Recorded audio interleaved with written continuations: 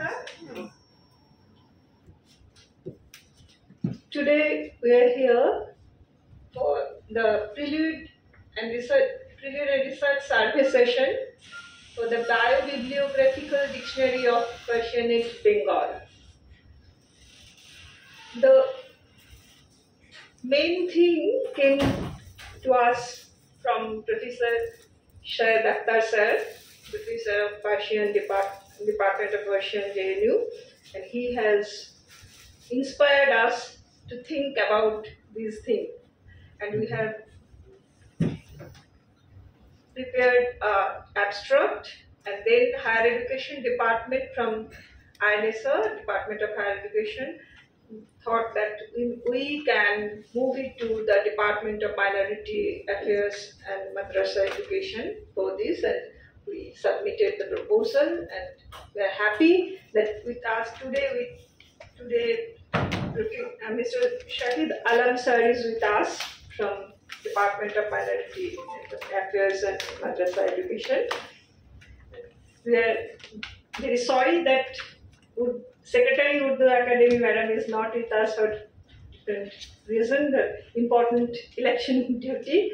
So we are here today, and we discussed this matter many times with Secretary Madam and Professor Syed Akhtar Husain sir, and sir was also there. But today we are happy that with us Professor Gholam Sarwar sir was with us.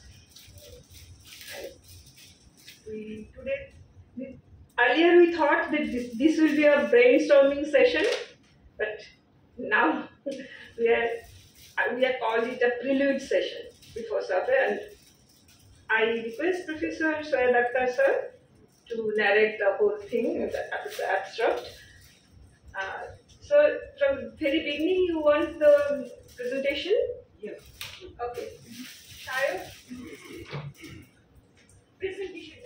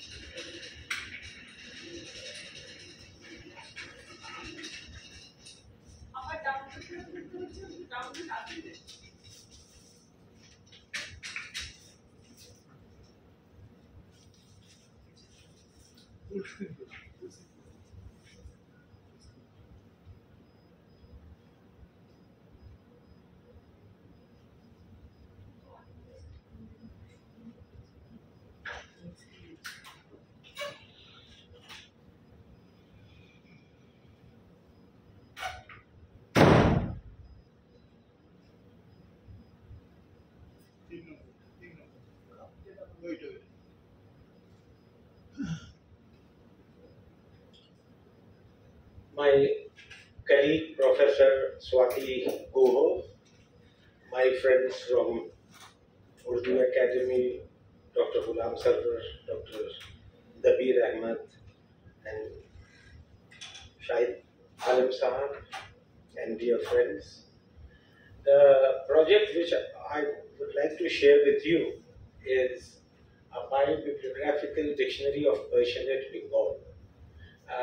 This project actually has been a very cherished project of mine, which I wanted to give a practical shape ever since I started taking interest in researches, in Persian researches, because having my roots here in Bengal, I owe a deep sense of gratitude and indebtedness to the province of Bengal, where I was born and brought up.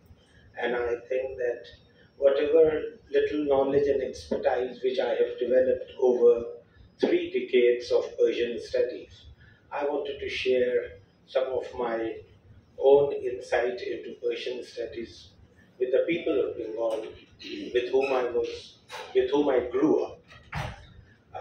One of the advantages of learning Persian, that too in a metropolitan city of Calcutta, is that one is exposed not only to the present, but even to the past which spans over 800 years altogether, ever since the arrival of the Turks on the political scenario of Bengal. Can you change the next slide, please? If you could see that this language, Persian, which is now being spoken in Iran, Afghanistan, and Tajikistan as official language, has a very deep connect with India in particular, and with Bengal with a speciality, I would say. The reason being that geographically Bengal is located in a place which is quite remote. It happened to be in the eastern flank of our country. Now, ever since the Turks came to this part of India, they were not barbarian looters, or they were not the people who came, who saw and who conquered and who carried away the wealth of the country to the place of their origin. They put their heart and soul in this part of the world, I would say, and they developed not only themselves, but they also developed the place which we call Bengal. Now, before their arrival, you could see that by virtue of Persian language alone, how centers of learning evolved in this part of eastern India. Places like Satgaon, Sonargaon, Lucknowti in the west, east and north of Bengal in the 13th century acquired a spatial significance in terms of learning. The underlying word is learning. That how the seeds of wisdom were sown in this part of the world. As I said at the very inception, that the people who came here, they were the Turks and the Afghans. They came with a different project. The project was to develop the eastern part of India as Shanti Niketan, what we call Darussalam or Jerusalem, the place, the abode of peace. So you could see that in this part of the world, or in this part of the subcontinent, you don't find that the place is always in intestine war with other warring people, as the scenario happened to be in North India or other parts of South Asia. This part happened to be relatively peaceful in the sense that the early Turks and the Afghans who came to this part of India, either they wanted to take refuge here because in the 13th century, when we look at the Central Asian scenario, the entire Central Asia, Middle East was under a dire threat of the Mongols. The Mongols were pouncing upon and ravaging cities after cities, cultures after culture, civilization, and so much so that they caused the sack of Baghdad way back in 1258, where they brought about the end of the Abbasid rule. So the entire region happened to be under the threat of the Mongols, and even in Eastern Europe, the Christians were invoking God in their litanry to keep themselves protected from the impending Mongol inroads. So that was the scenario which was looming large upon the greater part of Asia. So these people, perhaps because of that threat which was looming large upon Central Asia, they chose a relatively peaceful region of the subcontinent, and thus they found their way to east of India, and they established illustrious dynasties like the Turks and the Afghans under the Husain Shahi, Ilyas Shahi and Husain Shahi dynasty. Can you change the next step? So when you see the Turks, Afghans, they all come in succession. At first you could see the Afghans coming in the 13th century, the Turks coming in the 13th century, Afghans in the 14th century, 15th century, then the Mughals are there in the 16th century, and then in the 18th century you find the arrival of the British, and finally you have 15th August 1947 when the government of India was formed. Can you see the next slide, please? Now, when we look at the historical framework of this entire region, we find that the rulers who held sway over east of Bengal, they were the rulers who were great patrons of learning. And the interaction with people, these are such just the tip of the iceberg, because in a very short interactive section, I did not want to open the entire Pandora box, just I wanted to touch the tip of the iceberg and just draw some of the examples in order to highlight the impact of Persian language on the life and letters of Eastern Bengal. Now, Professor Gholam Sarwar has also worked in my in my synopsis. I have given reference to his PhD thesis that the Bengal under the Turks and Afghan Sultanate. He has laboriously worked for his PhD, and out of that he has also edited the Gharibul Anisul Ghuraba, which was published by a very prestigious organization, the Asiatic Society of Bengal, Hyderabad. Now, when you talk about Nasiruddin Bogra Khan was a father of a king altogether, because his son was ruling over North India. But he chose to be the governor of Bengal. Just imagine that a father opting for the governorship of Bengal rather than becoming the king of India. How much he was fascinated with this part of the world, and an illustrious person like Amir Khusro visiting Bengal in his company. Amir Khusro visited Bengal twice, first in the prime of his youth and last at the fag end of his life, along with Muhammad bin Tughlaq. So when he heard, for the first time he heard the news of the death of Nizamuddin Aulia, then he had to rush back. However, he had recollected the cherished memory of Bengal in many of his works, like the Fathnama in Ijaz Khusrawi or Tiranu Sadan, in which the father and the son were made to sign a truce and cease warfare, because that was not the ethos of the age, and how the statesmanship of Amir Khusro and his friends, they all negotiated with the king and they brought about peace between the father and the son. So Bengal is fairly celebrated in the famous work called Tiranu Sadan. Secondly, when we come across Sultan Ghayasuddin Shah of the Shahid dynasty, now they were the people who brought about new cities on the map of Bengal. And these cities were not only a simple civic construct, they were also centers of power on the one hand, and on the other hand, these cities were also centers of learning, art and culture.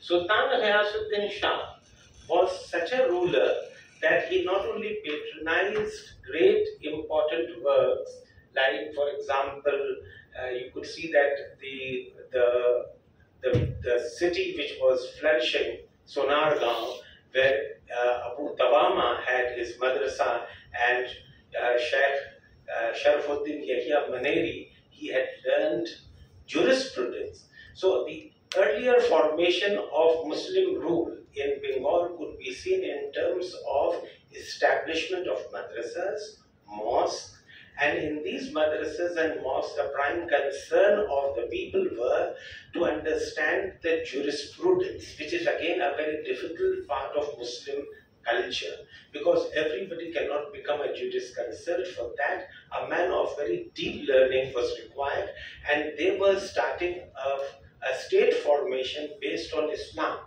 So how does Islam, or how did Islam receive or construe formation of a state? It was a place where you could see that the governance was understood in terms of language, in terms of culture. that what is the model of government which we are going to present here. So Sultan Ghiyasuddin Shah, his fame traveled so wide and far that he is even said to have constructed madrasas and mosques in Makkah and Medina at that time. I personally visited the tomb of Sultan Ghiyasuddin Shah just near Dhaka in Narayanganj, what they call in that place today, going negotiating into, it is outside the suburb of Dhaka, and then into lanes and violence, where you would see that all the women are weaving their beautiful saris, Jamdani saris are being won there, and there are certain girls' college, inter-college, and there the tomb of Sultan Ghiyasuddin Shah is located and built of black granite stone. And if you ask the local populace there that who was this king, they have very poor idea about Sultan Ghiyasuddin Shah. They would only say that he was a good Muslim and he used to encourage people praying 5 times and took interest in the promotion of Islam. But none of them, knows about his interest in language and literature. So much so that a poet of the stature of Hafiz was invited by him. And when Hafiz could not come, and he sent his ghazal to the Sultan, that ghazal is very important in the sense that yes, the name of Bengal is there, that I am sending the sweet candy to the province of Bengal so that the parrots of Bengal would become sweet-tongued. That is what is being quoted by everybody nowadays. But what is important in that poem or in that ghazal lyric is that Hafiz is also speaking about writing poetry. How to write poetry. There is a strong message for the poets, for the budding poets who are aspiring to become poets. And this is particularly of interest for you, Dabir Sahab, because you are heading the Urdu Academy and you host a symposium. Who is a poet? What is his poetry? He's teaching the art of, Shahid Alam Sahab was speaking about Ashq al-Habadi, and he was looking for the couplet, the booklet of Ashq al-Habadi. The beauty of that ghazal is that Hafiz gives a strong message for the poets that what should be poetry. Poetry should not be some composition which is written overnight and it should die before the death of the poet. He talks about poetry, that poetry should be a sort of composition that should overlast millennia altogether. It should have eternity. It should have immortality for the poet. That is what poetry is, according to Hafiz. Then there is again a very strong message for the people of Bengal, that there he says that this world entices you and expresses itself. It's an old world, but presents itself in a very new form. You should not fall trap into the ostensibility of the world, the glamour of the world. You should take a path which is moderate in nature, and you should be downtrodden. You should be down to earth. So the worldly jingling and the worldly glamour does not hold any good for you. So these are some of the good messages which Hafiz had spoken then, and it holds out for the present generation even today. So a poet of the stature of Hafiz was invited by Sultan Ghiyasuddin. Now when we are coming to another important king of the same Ilyas Shahi dynasty, Ruknuddin Parbaksh Shah, during his time, you could see that a person is writing a dictionary, a lexicon called Sharafnama. This Sharafnama is again has a very deep connect with Sharafuddin Yahya Manevi, who the lexicographer. You have Shukumar Sen's picture I saw in the room of Ghazali and in the office room of Ghazali and Dr. Moeen, that you have hung the picture of Shukumar Sen, a noted linguist. But we also have equally important linguists who wrote Sharafnama, Ibrahim Awam Faruqi, who had written Sharafnama. And this Sharafnama is such an important lexical work that even when we want to read the literature produced in the 15th century, we cannot solve the words and meanings and parlances and dictions and other things which are there in the 15th century literature with the help of the dictionaries which are printed today. So these dictionaries help us a lot to understand and revel the literature of medieval period. Now finally, it is not only the Islamic jurisprudence and the construction of madrasas, and the mosque is also being added beside the temples. You could see the entire topography of Bengal is undergoing a vital change. What are the changes one could see? The demography is changing because the Turks and Afghans have come, poured into this part of Bengal, but they were not waging war against the people per se. They were interacting with the people, sharing whatever good culture they have brought in. So, Hidayatul Rami, when you talk about Hidayatul Rami is again a book on archery.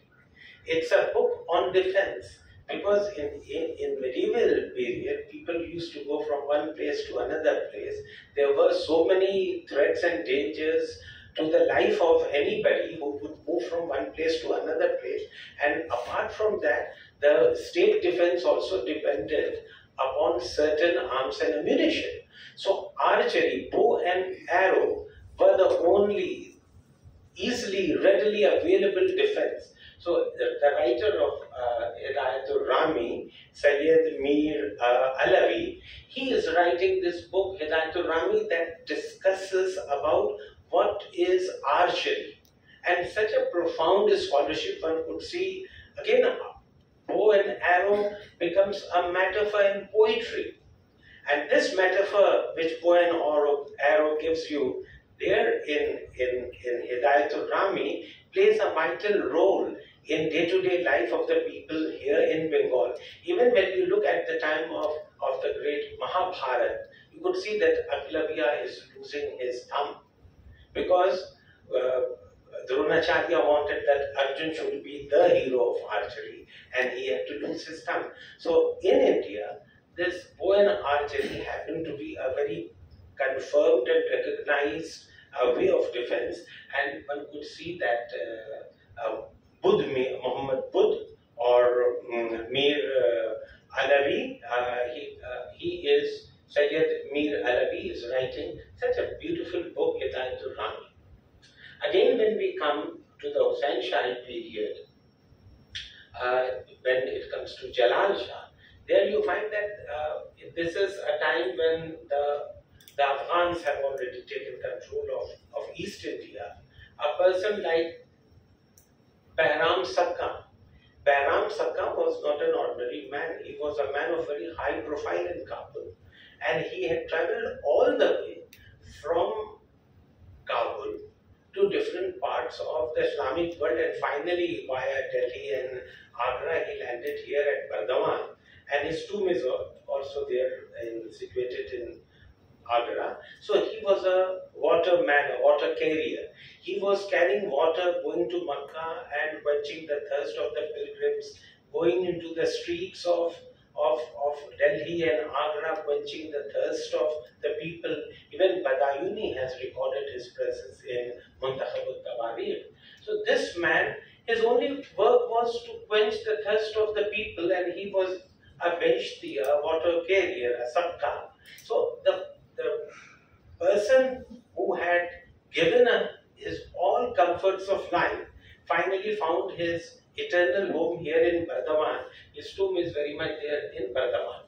And the divan which he has written, the poetry which he has written, is so superb and marvelous poetry. The composition is so important that it talks about unity of being. A country as diverse as India Here, what is important is that we should have a concept of God which should be everybody's God. It could not be an exclusive God.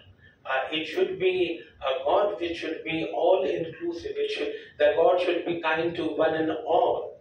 What we call the concept of Wahdatul Wujud. So in the Diwan of Bahram Sabka, you will find that sort of concept, Sulh-e-Kul, the concept of Sulh-e-Kul, the universal tolerance is being preached here. Now, after Akbar, down to the Nazims of Bengal, you could see that there were many governors, one after another, coming and taking their office here in Bengal. Now, where one could locate all these governors? Where could be the governor house? You cannot go to, for example, Kamrup and find out their relics there. So they were always stationed in no other place than Bardhaman, very close by. It is hardly 2 hours from Calcutta to reach Bardhaman. You could see their footprints on the sands of time there in Bardhaman. In Bardhaman, the Nur Jahan was already living there. All the governors were stationed there. They had a port, Hooghly port was very much close by, and they were manning the port. So the Mughals had 2 ports. One was located at Surat and the other was located at Hooghly.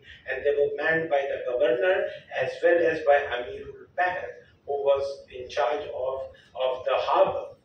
So you have a poet like Munir Lahori. He is coming to Bengal and he is praising the governors one after another, and he talks about the beauty of Bengal, and he writes beautiful poetry showing Bengal as very verdant and green, and it's a paradise on earth. So the metaphors and similes which he is using in composing and praising and eulogizing Bengal constitute a very rich poetic corpus of Persian which celebrates Bengal in both letter and spirit.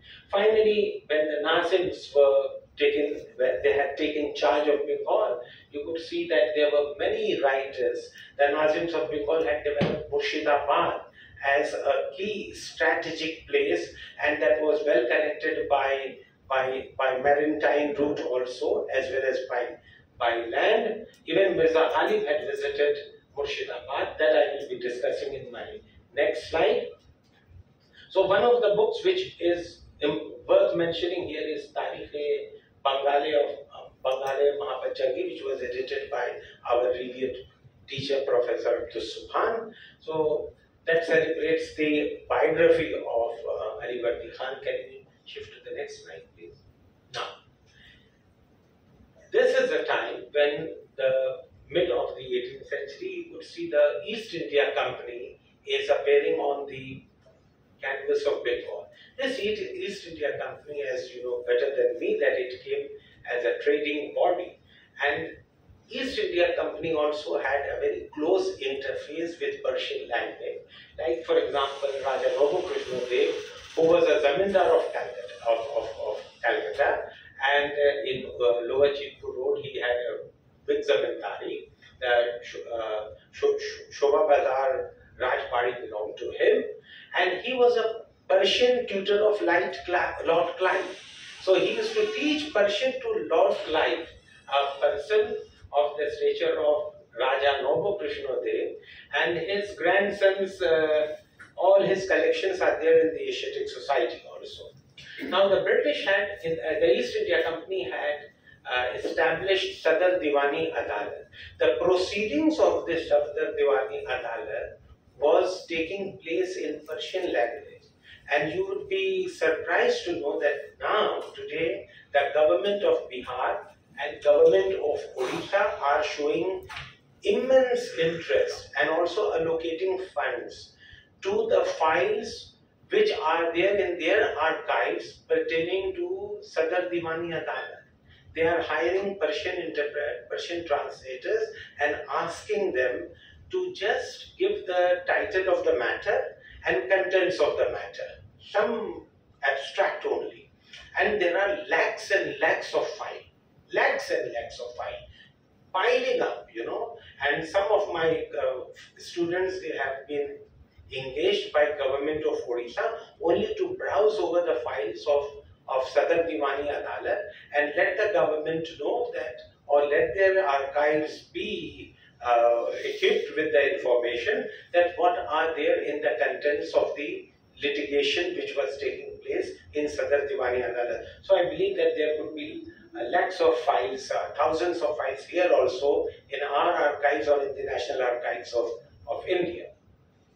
Afterwards, we could see High Madrasah, establishment of High Madrasah in 1781. Now this High Madrasah, which was established in 1781, afterwards you could see that Asiatic Society was also established in 1784. And then you have Fort William College. So in succession, the three centers of learning were set up in Bengal, and till now, hitherto, Persian still remained the official language of Bengal because it would be abolished in 1837. So in these three centers, like the Asiatic Society, and they are all the first two are still the living institution. I would say that the High Madrasah has grown into a full-size university, the Arya University. The Asiatic Society is still the heritage possession of Bengal, but Fort William College was liquidated somewhere in 1806. But nonetheless, Fort William College was liquidated in 1806. But all the documents of Fort William College, you could see that they were also there in the British Library Museum. And one of my students who went to British Library, and there he could see only one certificate which was conferred on the graduates of Fort William College. But that certificate was of Bengali, not of Persian.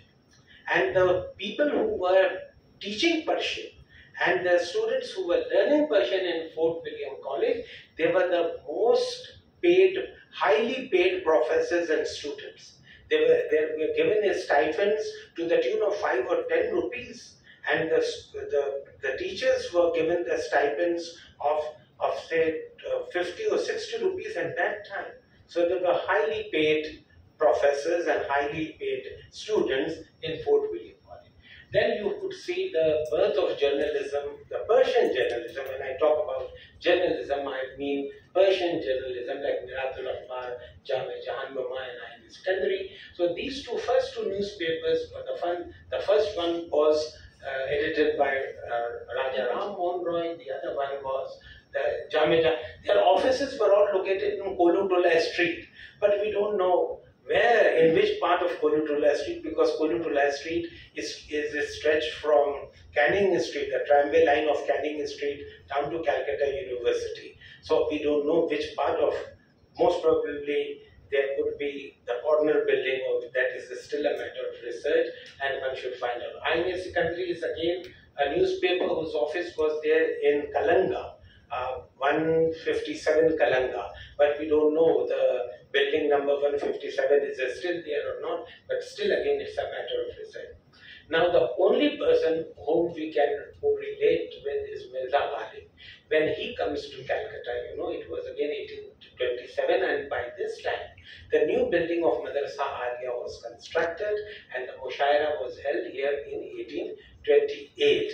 When Ghalib came and he was hooted and then he defended his position, he also tendered an apologia which is known as Bade Mukhalif, and he stayed just behind Bithun College, and over and above that, one of the Persian secretaries of the governor, who was Andrew Sterling, he wrote in praise of him. Those beautiful qasidas are there, and those English officers, they knew Persian very well. They spoke with Ghalib in Persian. Then finally, we could see that by 1837, by the famous Minute of Lord Macaulay, Persian was abolished and it was replaced by Urdu for some little period of time, and finally it was replaced, it was continued with English as official language of India. Now, when you have the British Raj could not, of course, it was all in continuum.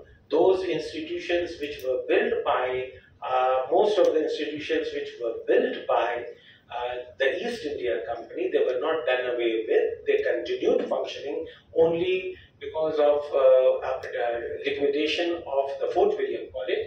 But you could see establishment of Calcutta University, and Calcutta University did not play the role as it is playing today. It was an examination body. It could conduct examination of matriculation, and the jurisdiction of Calcutta University was from Calcutta to Peshawar, right? It covered the entire South Asia as far as conducting examination is concerned. And you have one of the examiners, D.C. Phillip, who edited the two important documents, which is known as Farasnama, a book on horse, and the other is Baznama, which is falconry.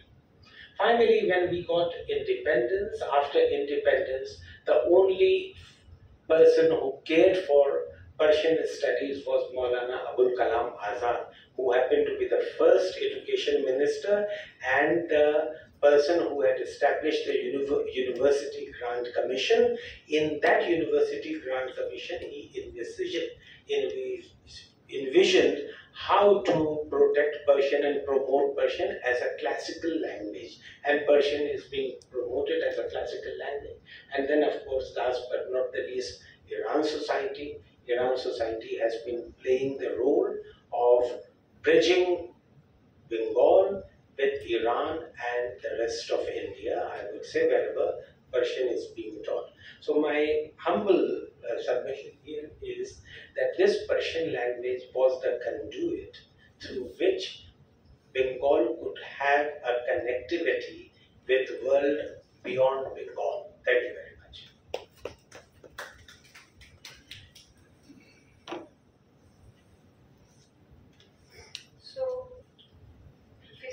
Sarwar sir, you can suggest. Can we share? Yes, after just the procedure we just discussed.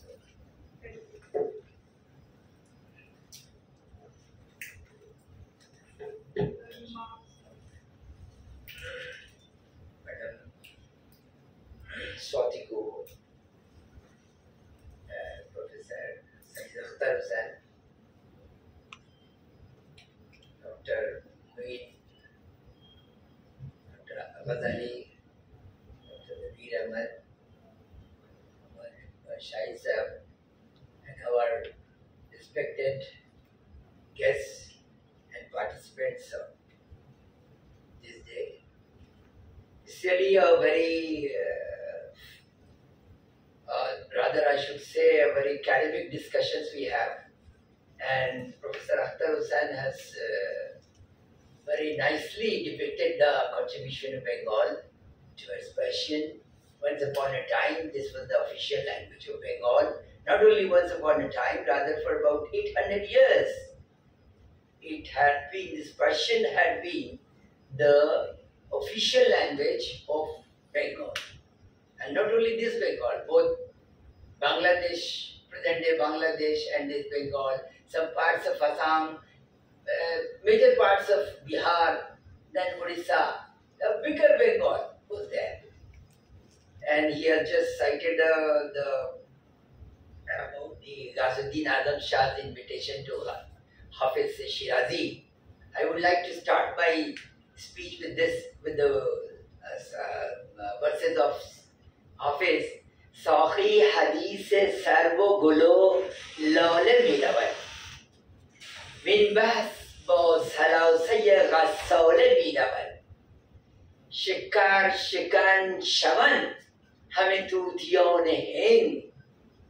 Shikar shikan shavan hame tutiyon hind. Zen khande Farsi ke Bangale miravat. You see how proud he was. That Hafiz Shirazi, how proud he was that he is writing something for Bengal, and how Bengal was so cherished by the people of Iran in those days.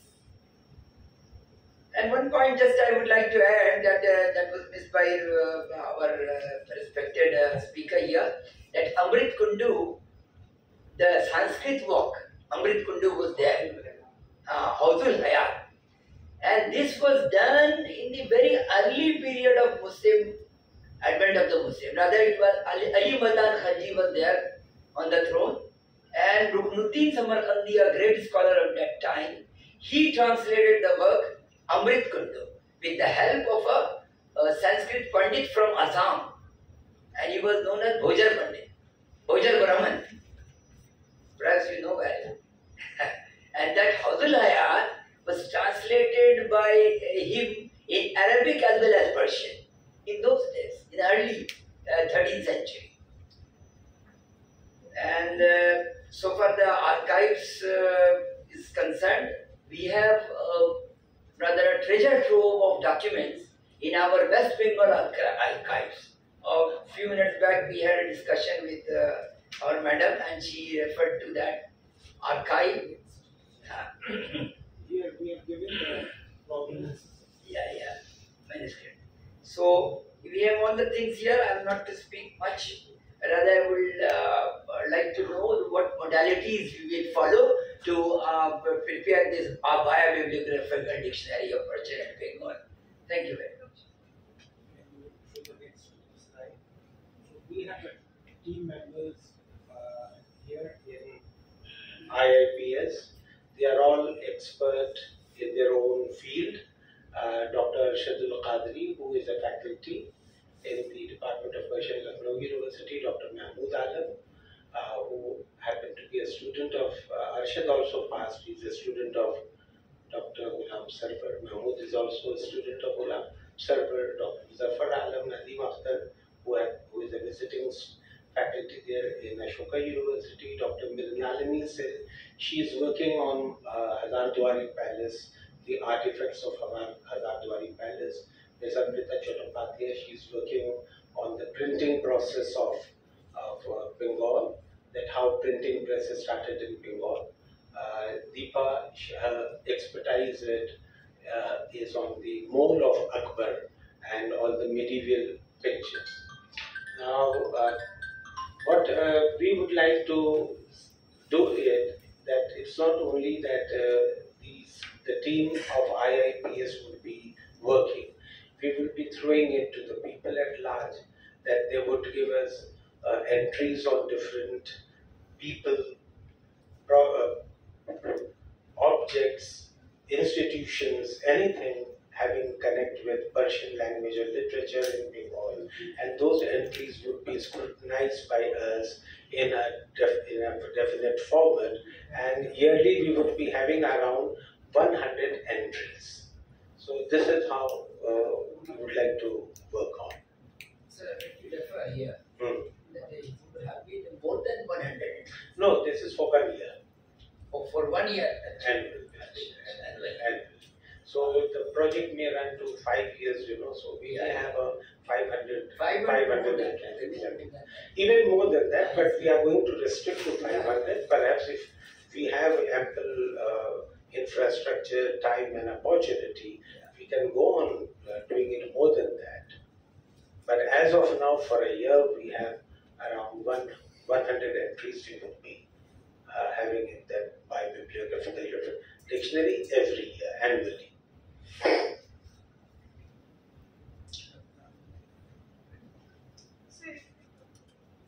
Might be there.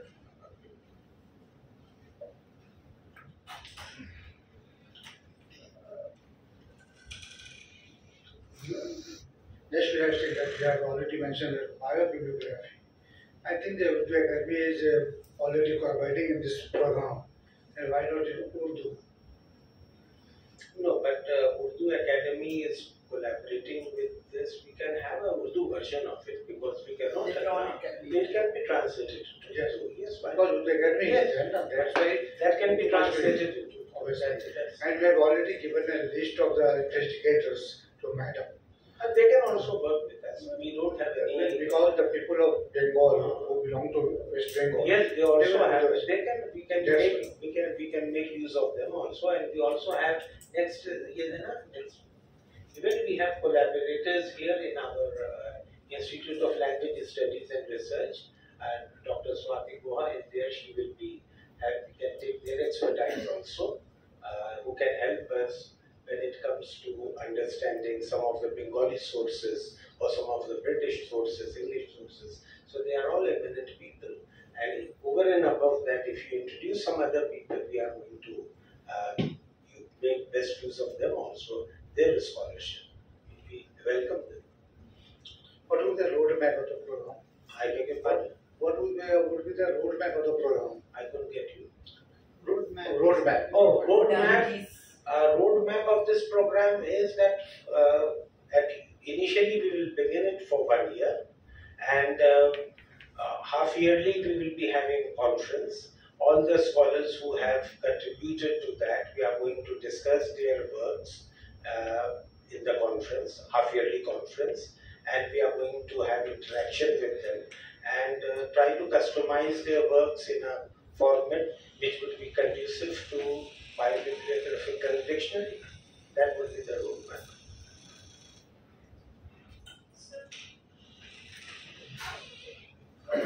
The work which is going to be done on the bibliography, I think it would be prudent to discuss here how this bibliography is going to benefit the students of Bengal, vis-a-vis not only Persian, besides Persian, Urdu, because Urdu and Persian is very closely related languages.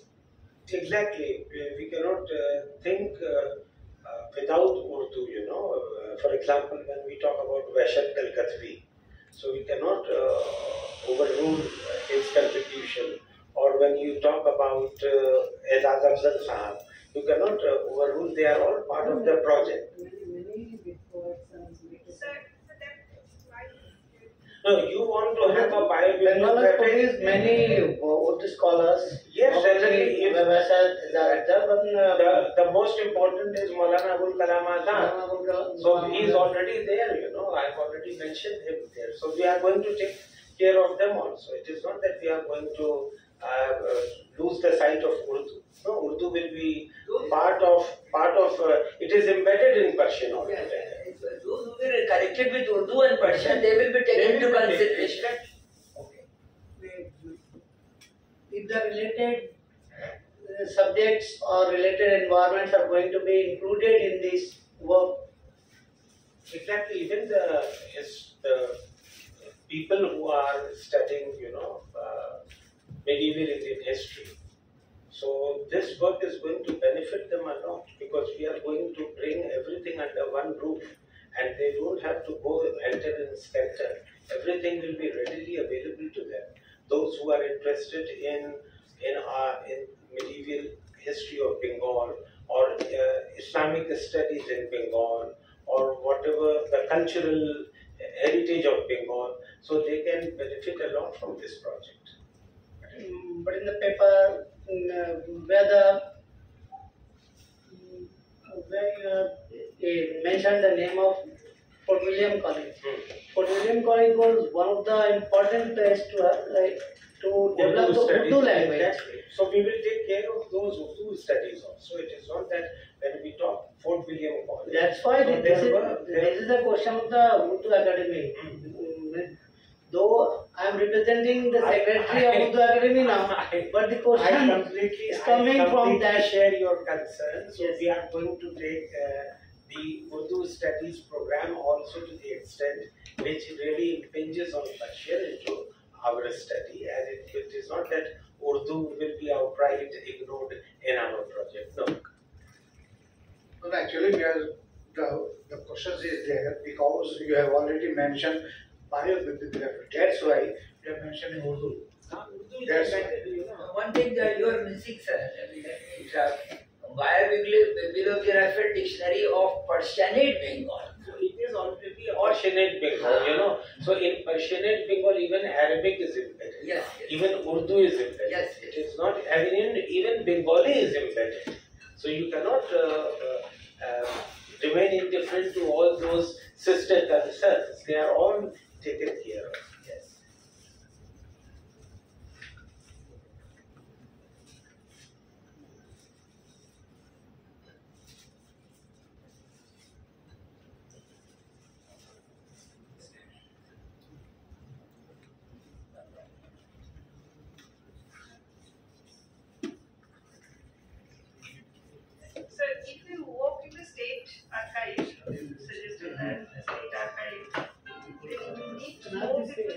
was like more people. You can have the slide. why not? I can send you if you want. You can share. No problem. Copy करेंगे ना. Sir, mail ID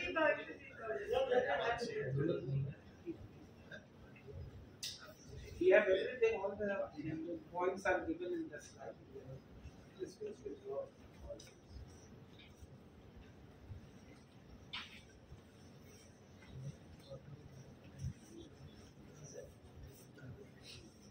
Avinder sir, any suggestion? Not suggestion as such, but some questions for Professor Husain. My apologies first of all for coming late because of some reasons. I was listening to your presentation very attentively, and you talked about the Sarafnama. I just wanted to know about the exact translated version of this name, Sarafnama. What does it stand for? Sharaf is in fact, it's a proper noun. Sheikh Sharafuddin Yahya Maneri. Sharaf is a proper noun that is named after Sheikh Sharafuddin Yahya Maneri, who is buried in Maneri, Bihar Sharif.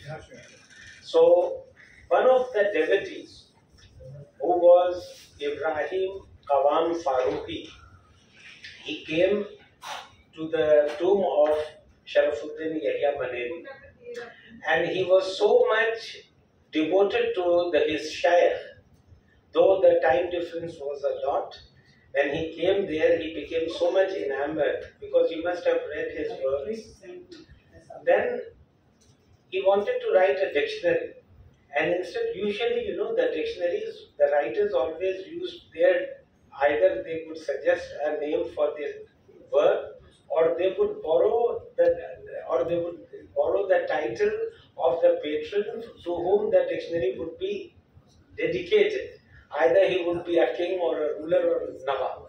So this man was so much fascinated and so much devoted to this sheikh that he named after the sheikh his dictionary Sharaf Name. Name is again the book or a letter. So this is the nomenclature of this word, Sharaf. And it's a beautiful lexicographical work which contains the meaning of the words in Persian as well as in local languages, and it gives you some insight into the anthology of poetry. Or there was also a chapter on rhetoric and prosody. There are different forms of poetry being discussed in this dictionary. It has already been published by one of my colleagues in Iran. And you talked about this Sadar Diwani, which is available in the Orissa. I was wondering why Orissa has such a large number of Persian archives. How do you explain that? In fact, Sadar Diwani Adalat was built here where you have the Sadar Street or the Indian Museum. And I was told that what is the cafeteria of Indian Museum, the canteen of the original site of Sadar Diwani Adalat was that. Whatever could be the reason, I don't know. But when you talk about Sadar Diwani Adalat, Bengal was not confined to the present day geographical confines today. It was Bihar, Bengal and Odisha, they were all included. So during the British Raj, Bihar, Bengal and Odisha, they were all put together as one Bengal. So the proceedings of Sadar Diwani Adalat, which was taking place in Odisha, so you could see that Sadar Diwani Adalat would be having a proceedings in Odisha as well as in Bihar and as well as in Bengal. Just like the Lucknow division, Allahabad division of the High Court in UP moving into different directions, that was in fact the basic concept. And in this project, because talking about the road maps, so what would be the modus operandi? That means would be reading about the biographies of key figures who were dealing with Persian language. I got your point. Not only the key figure, even somebody who is little known, or even somebody is in oblivion and somebody did not get any due recognition, and they are all lying under the dust of archives. So we are going to revive them, retrieve them, and try to find out what could be the proper place we should give them. And it would be brought in such a way that would be readily available to even the common readers. They can read it about them, and we are going to trace where their books are presently lying. How could they have access to that book? If we could have access to the book, we can bring it into one portal. So these are some of the ways which we are going to adopt. Thank you.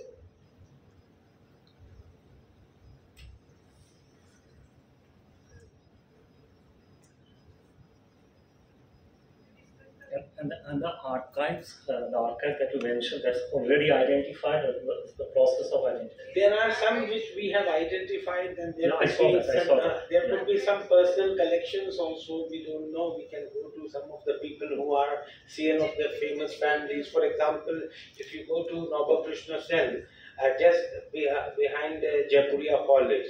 So if you go inside in lane, no problem. So there you would see that in a house, the descendants of that Nobu Krishna Sen is living in a very shattered house, and he has got. The descendant has abandoned the house. No, there is there come at the time of Durga Puja. Durga Puja, no, even just opposite to that, you will find a lane, and most of the when I went before COVID, there was an old man. He was hard of hearing. But he showed some of the collections, their medals, and then he said that Chandan Rai Chaudhary of Asiatic Society had taken all their possession, and when Mrs. Gandhi was about to visit Asiatic Society to make it as a center of institution of national importance, so at that time they had donated everything to the Asiatic Society, but still there are so many books and other possessions of Nobu Krishna Sen with the family.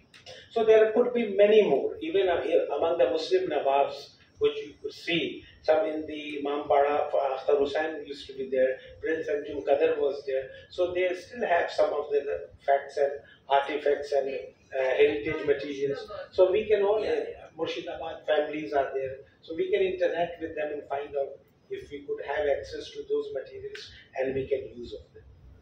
And did you have any history of Persian translation of, say, foundational Indian epistemic text in Bengal, that is carried out in Bengal? Is there any such history as such that they translated foundational texts which are epistemic in nature? So, for example, the epics. Akbar, for example, in my presentation in that conference, I talked about Akbar's project of translating the Mahabharata.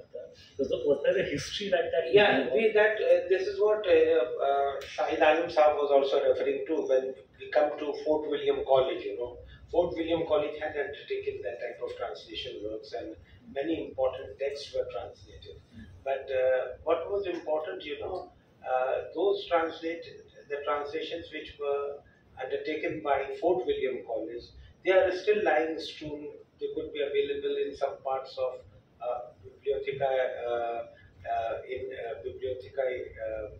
Bibliotheca Paris, or you could find them in British Museum, or they might be lying in some of our archives in National Archives in Delhi, or here also. All these archives are, untapped altogether. All dusts are gathering on them, and we don't have scholars. Even you take the case of Aligarh Muslim University, perhaps Sarwar Sahab has visited some of the places in Aligarh Muslim University. The librarian said that in the Subhan collection or Habib collection, so there are many collections.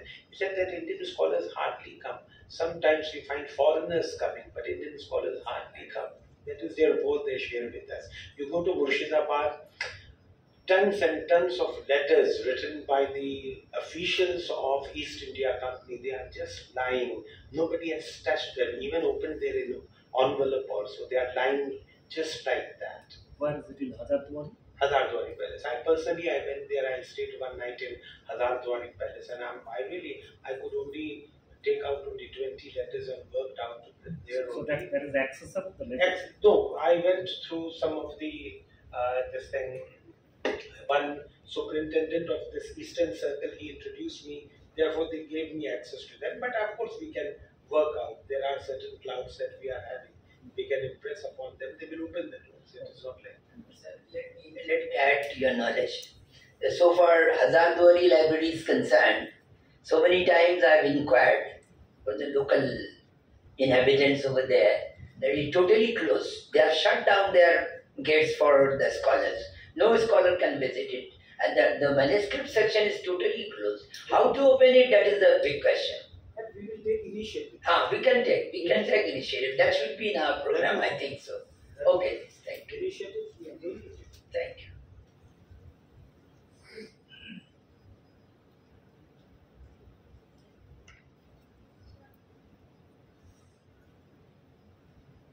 So we'll prepare set. We have taken notes and we'll prepare the note and roadmap.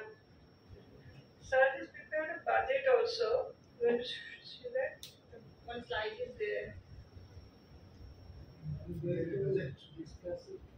No, you can discuss it. Yes, yes. Wherever you, if you want to discuss it. After getting the budget, whatever he has already prepared, we shall discuss the Urdu Academy. Yes, We have to discuss with the GB of the room. Yes, yes. Because the GB is the higher delivery, you can initiate 74 discussion lakhs. actually. That is your preference. the amount is too much, that will be, obviously the amount will be sent to the NME department for the approval, isn't it? I think so. Take any decision you want. But we are not going to begin unless we get the money first. That's why I said, sir, you can take the presentation. You will get. You take the presentation.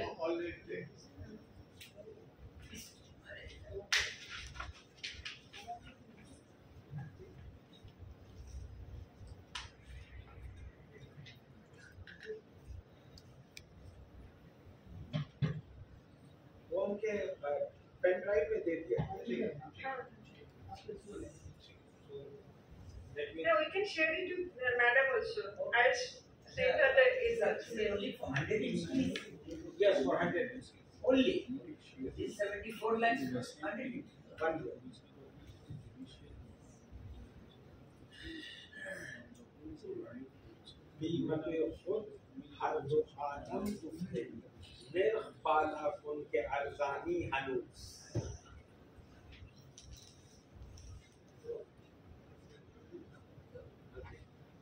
Okay.